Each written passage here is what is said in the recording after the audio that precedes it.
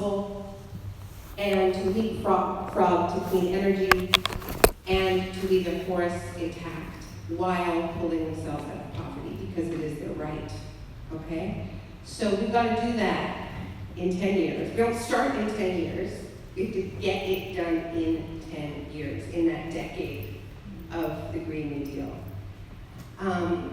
So that is the moment that we are in, and if every ounce of our energy was focused on the transformation, it would be the hardest thing we've ever done. The IPCC said it would require fundamental transformation of every aspect of society. Mm-hmm. Scientists have learned to speak more directly to us.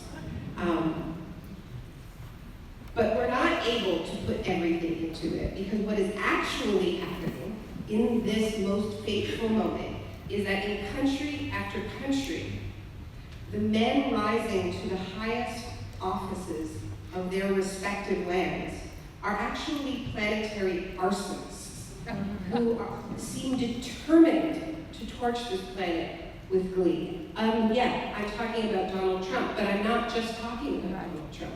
I'm talking about Jair Bolsonaro in Brazil, who, first of all, should not be president, because the only reason he's president is because they imprisoned Lula da Silva, who is the most popular politician in Brazil, in a completely illegitimate trial. So Jair Bolsonaro, as we know, wants to raise the Amazon, clear it for cattle farming and soy farming. He wants to accelerate all forms of extraction. He just stood before the United Nations and declared that actually the Amazon is not on fire, it's all fake news. So we've got him, we've got Modi, we've got this Trump-Modi buddy movie going on.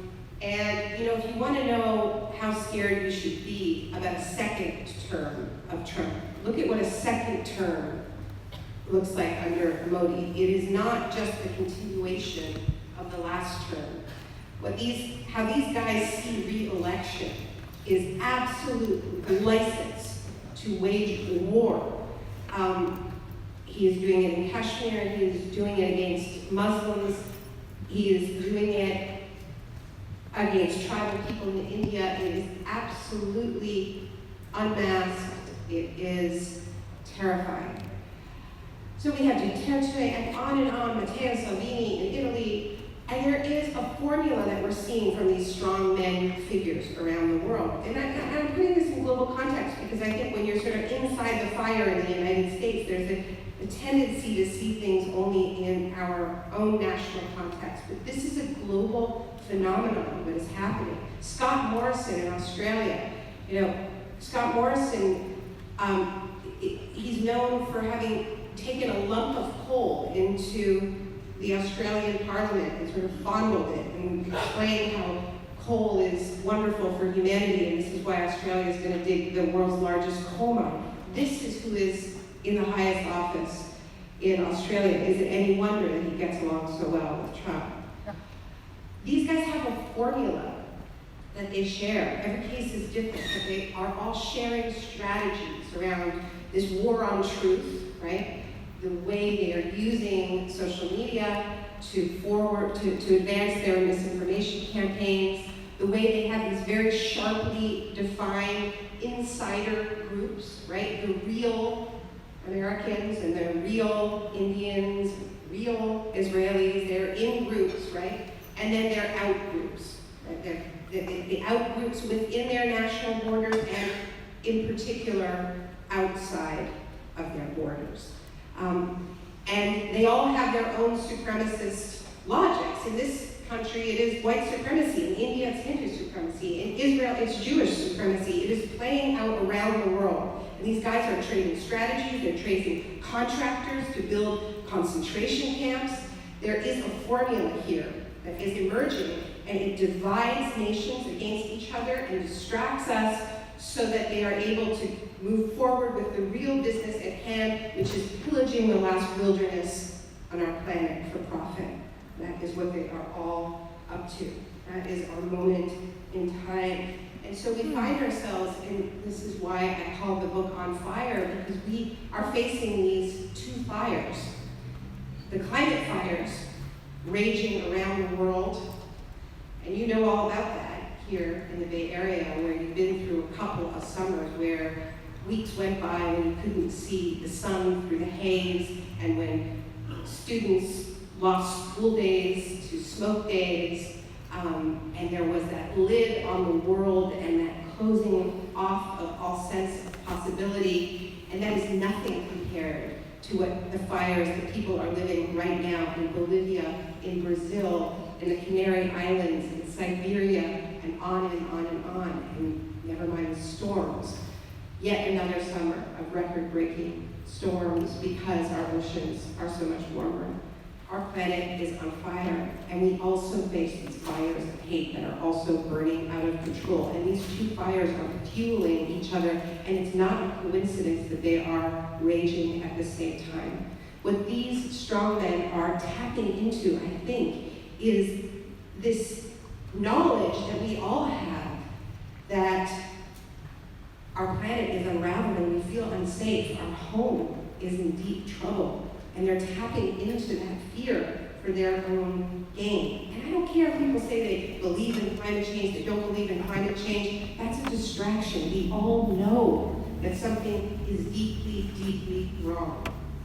And that makes us feel scared, it makes us feel tribal, and they're tapping into that feeling of scarcity, and they're saying, let's look after our own. Let's fortress ourselves, build walls around our in-groups.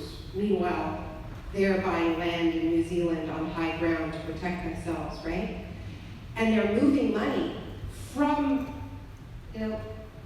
millions of dollars that was going to Central America to help farmers stay on their land, drought-struck farmers. Money that was going to climate change adaptation is shifting to build detention centers for migrants. And desperate countries who need aid are now being asked to play a different role, being jailer for migrants. That is what the Trump administration is asking of El Salvador, of Honduras. This is your new role in the global economy. You are jailer of migrants. We'll pay you for it. We won't pay your farmers, but we will pay you to be jailers, just like the Australian government has turned the island of Manus and Nauru into offshore detention camps, just like the European Union has turned Libya into their offshore detention camp. This is global, okay? Majority white countries are turning other countries in the global south into jails for migrants. And it's all privatized and it's all for profit. These are the fires that are fueling each other. But here is what we need to understand. These two fires are not the only fires. There is a third fire, and that is our fire. The fire of these movements that are rising up at a scale I have never seen before. And we saw it last Monday when 4 million people marched and participated in the global climate strike. The largest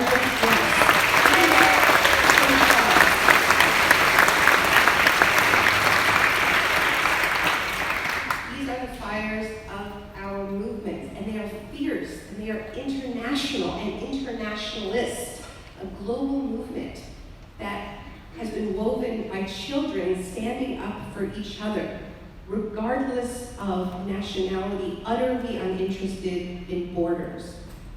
And it is a beautiful, beautiful thing, and this movement is on fire, and we need to be on fire with them.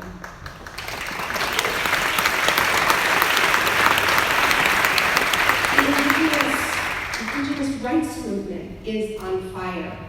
From the Amazon to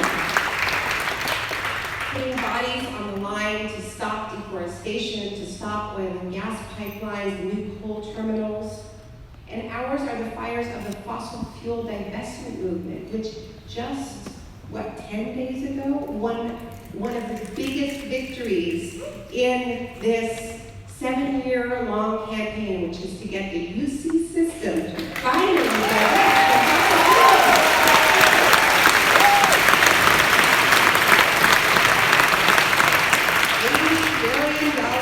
portfolio. That is a big deal. Ours are the fires of the climate justice movement that has worked for so many years in frontline communities, majority Black and brown communities and indigenous communities, to create the intellectual framework for what is now called the Green New Deal.